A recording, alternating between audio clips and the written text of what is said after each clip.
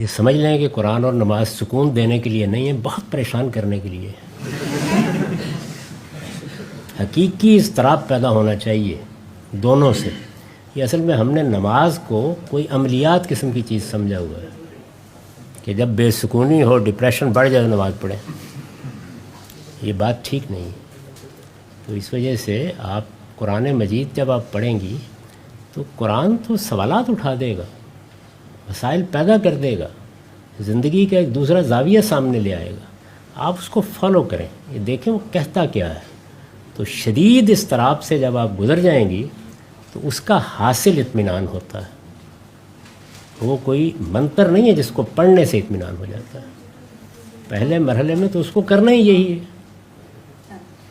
اور اسی طرح نماز کے بارے میں بھی یہ سمجھ لیں کہ جو 5 وقتہ نماز ہے جو ہم پر فرض کی گئی ہے وہ اصلاً حاضری ہے، اس میں خشوع میسر آ جائے تو اللہ کا شکر کریں، اس کی اصل اطاعت ہے۔ بس وقت آ گیا ہے، مجھے حاضر ہونا ہے، آپ امتثال امر کریں، باقی چیزوں کو اللہ تعالیٰ پر چھوڑ دیں۔ اس میں تقاضے 2 کیے گئے ہیں، یعنی وقت کی، اس کے آداب کی حفاظت اور اس پر دوام۔ ہم علی صلاتہم یحافظون ہم علی صلاتہم دائمون، بنیادی تقاضا یہ ہے۔ اس کے بعد خشوع پیدا ہو، اللہ کا ذکر زیادہ سے زیادہ آپ کریں، بہت دل لگنے لگ جائے، تو یہ چیزیں جو ہیں یہ کبھی میسر آتی ہیں، کبھی میسر نہیں آتی، ان کو مسئلہ نہیں بنانا چاہیے۔ آپ کو بلا لیا ہے، اماں جان کہہ رہی ہوں کہ بیٹا ذرا 5 منٹ مجھے مل کے جانا، اور آپ کی نیکٹائی کی نوٹ بھی ٹھیک نہ ہو رہی اور بھاگ رہے ہو دفتر کے لیے، تو جانا ہی پڑے گا نا۔ تو پہلے مرحلے میں ایسے ہی جاتے ہیں اللہ کے حضور میں بھی، بلا لیا بس، اب کیا کیا جا سکتا۔ اس وقت نماز کی کیا اہمیت ہے؟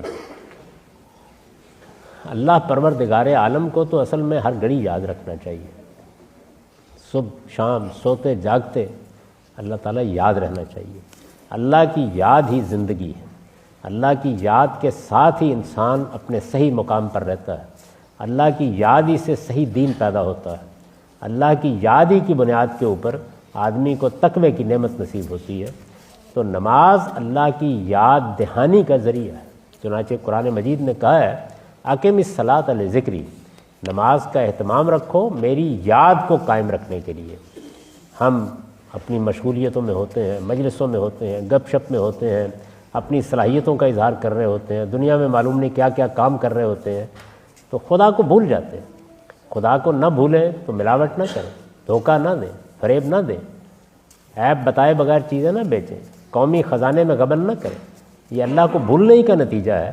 تو اللہ کو یاد کرانے کے لیے نماز 5 وقت فرض کی گئی ہے کہ اللہ کو یاد رکھا جائے، اور 5 وقت چند منٹ کے لیے اللہ تعالیٰ بلا لیتے ہیں تاکہ ہم دنیا کی مشغولیتوں سے اٹھ کر پھر ایک بار یاد کر لیں کہ ہم بندے ہیں اور ہم کو بندے کی حیثیت سے اس دنیا میں رہنا ہے، اور اس کی تیاری کرنی ہے کہ ایک دن اللہ سے ملاقات کر لیں۔ تو یہ نماز کی اہمیت ہے۔ لیکن ظاہر ہے کہ ایک سوال کے جواب میں مختصر بات ہی ہو سکتی ہے۔ اگر آپ پوری طرح جاننا چاہیں کہ نماز کیا چیز ہے تو میری جو اسلام پر کتاب ہے میزان، اس میں نماز کا باب نکالیے، اس میں میں نے 10 نکات میں اس کو بیان کیا ہے کہ قرآن نماز کو کیا اہمیت دیتا ہے۔ نماز ہی اصل میں دین کی بنیاد ہے، اس لیے کہ دین کس چیز کا نام ہے؟ اللہ کی محبت، انسانوں کی ہمدردی۔ تو اللہ کی محبت کا سب سے بڑا اظہار نماز میں ہوتا ہے، انسانوں کی محبت کا سب سے بڑا اظہار ان کی ضرورتوں پر خرچ کرنے میں ہوتا ہے۔ اسی چیز کا نام دین ہے۔ دینی زندگی ہے ہی 2 چیزوں کا نام، اللہ کی طرف رجوع اور بندوں کے اوپر کرم، شفقت، ان سے محبت، ان کی خدمت، ان پر اپنا مال